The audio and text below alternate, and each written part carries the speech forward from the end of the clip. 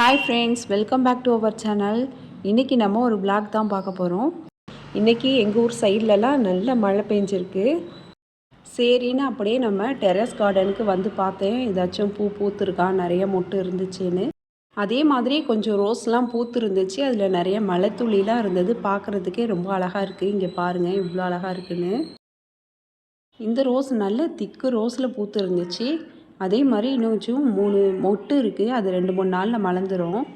Daily பிள்ளைக்கு ஸ்கூலுக்கு ஏதாச்சும் ஒரு பூவை மட்டும் பறித்து வச்சு விட்டுருவேன்.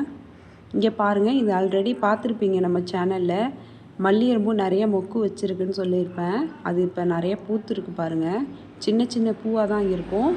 இதில் நிறைய கன்னி மொக்கு வச்சுருக்கு. இந்த செடியில் நல்ல பெரிய பெரிய மொட்டாக இருக்கும். இதெல்லாம் கொஞ்சம் பெரிய பூவாக பூக்கும். இப்போ தான் மொட்டு வைக்க ஆரம்பிச்சிருக்கு. 1-2 பூ தான் பூத்துருக்கு, அதை பறிச்சுக்கலாம். நம்ம வீட்டில் பூக்கிற பூ நல்ல வாசனையாகவும் இருக்கும். பக்கத்தில் கருவேப்பிலை பூ பூத்துருக்கு. இங்கே பாருங்கள், கத்திரிக்காய் பிஞ்சு வச்சுருக்கு. இதுக்கப்புறம் இந்த கிளைமேட்டுக்கு ஏற்ற மாதிரி வத்த குழம்பு தான் செய்ய போகிறோம். அது எப்படி செய்கிறதுன்னு பார்க்கலாம்.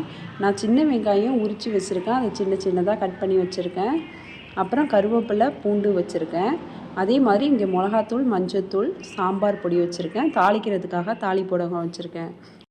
அப்புறம் கொஞ்சம் வத்தல்லாம் எடுத்து வச்சுருக்கேன். கொத்தரங்காய் வத்தல், கத்திரிக்காய் வத்தல், அப்புறம் மாங்காய் வத்தல். இதெல்லாம் நல்லா வெந்நீர் கொதிக்க வச்சுட்டு அதில் போட்டுட்டு ஒரு 1/2 மணி நேரம் ஊற வச்சுட்டு அதுக்கப்புறமா க்ளீன் பண்ணி எடுத்திருக்கேன்.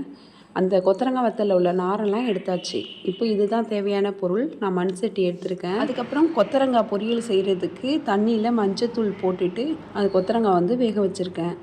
இப்போ வந்துட்டு நல்ல புளி தண்ணியில் நம்ம தக்காளி பழத்தை நல்லா கரைச்சிக்கணும். இந்த மாதிரி நம்ம கையால் கரைச்சி செய்யும் போது டேஸ்ட்டு நல்லா டாப்பாக இருக்கும்.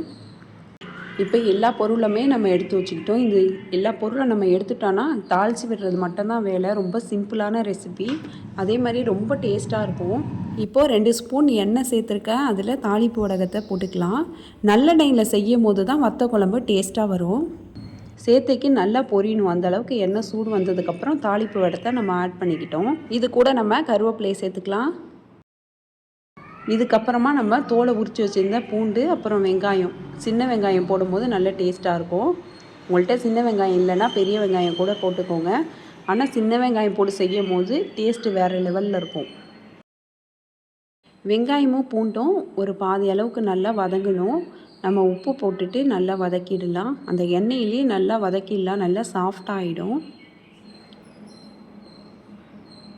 கொஞ்சம் கலர் சேஞ்ச் ஆகணும். அப்போ தான் அந்த வெங்காயம் வந்து நல்லா டேஸ்ட்டாக இருக்கும். பூண்டும் நல்லா சாஃப்டாக இருக்கும். இந்த மாதிரி அப்பப்போ நம்ம மிக்ஸ் பண்ணிக்கலாம். இதுக்கப்புறமா நம்ம வத்தலை ஆட் பண்ணிக்கலாம். இது வந்துட்டு கத்திரி வத்தல், இது கொத்தரங்காய் வத்தல்.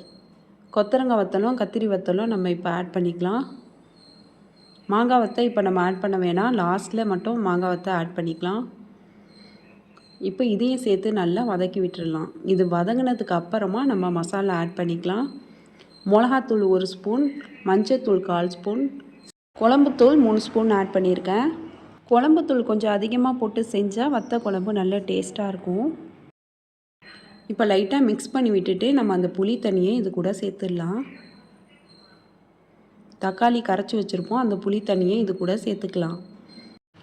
இப்போ நல்லா மிக்ஸ் பண்ணி விட்டுக்கலாம். இப்போ பாருங்கள், பார்க்கும்போதே கலர் எவ்வளோ சூப்பராக இருக்குன்னு. இதுக்கப்புறமா மூடி போட்டு நல்லா கொதிக்க விட்டுடலாம். இப்போ மூடியை ஓப்பன் பண்ணி பார்க்கலாம். இப்போ நல்லா கொதிக்குது. இதில் நான் முருங்கைக்காய் ஆட் பண்ணியிருக்கேன், மாங்காய் வத்தல் ஆட் பண்ணியிருக்கேன். வத்த குழம்புல சில பேர் முருங்கைக்காய் போடுவாங்க, சில பேர் போட மாட்டாங்க. நாங்கள் வந்து முருங்கைக்காய் போடுவோம். உங்களுக்கு வந்து ஆப்ஷனல் தான். ஆனால் முருங்கைக்காய் போட்டு செய்யும் போது முருங்கைக்காவோட டேஸ்ட்டும் நல்லா சூப்பராக இருக்கும். இதுக்கப்புறமா நம்ம மாங்காய் வத்தலை போட்டுட்டு ஸ்டவ்வை வந்து ஆஃப் பண்ணிடலாம். இப்போ இன்னொரு அடுப்பில் முருங்கைக்கீரை பொரியல் பண்ணிகிட்ருக்கேன். இப்போ வத்த குழம்பு ரெடி ஆகிடுச்சு. இந்த வத்த குழம்பை மறுநாள் சூடு பண்ணி சாப்பிடும் போதும் நல்ல டேஸ்ட்டாக இருக்கும். இப்போ நம்ம சாப்பாடெலாம் ரெடி பண்ணியாச்சு. இப்போது என்னென்ன ரெடி பண்ணியிருக்கோன்னு பார்க்கலாம். ஃபஸ்ட்டு வந்து ரைஸ் வேக வச்சு எடுத்தாச்சு. அதுக்கப்புறம் தேன் மாதிரி சுவையான வத்த குழம்பு ரெடி பண்ணியிருக்கோம். இது 1 ஸ்பூன் போட்டு சாப்பிட்டாலே போதும், நல்லா அல்டிமேட்டாக இருக்கும். அதுக்கப்புறம் வெண்டைக்காய் பொரியல் பண்ணியிருக்கேன். அதுக்கப்புறம் முருங்கைக்கீரை பொரியல். அப்புறம் கொத்தவரங்காய் பொரியல். அவ்வளோதான் ஃப்ரெண்ட்ஸ், சமையல் வேலையெல்லாம் முடிச்சாச்சு. இதுக்கப்புறமா என்னோடய ஸ்டிச்சிங் ஒர்க் தான் பார்க்க போகிறேன். இந்த ரெசிபி உங்களுக்கு பிடிச்சிருந்துச்சுன்னா லைக் பண்ணுங்கள், ஷேர் பண்ணுங்கள், கமெண்ட் பண்ணுங்கள். மறக்காமல் சப்ஸ்கிரைப் பண்ணிவிடுங்க. தேங்க்ஸ் ஃபார் வாட்சிங்.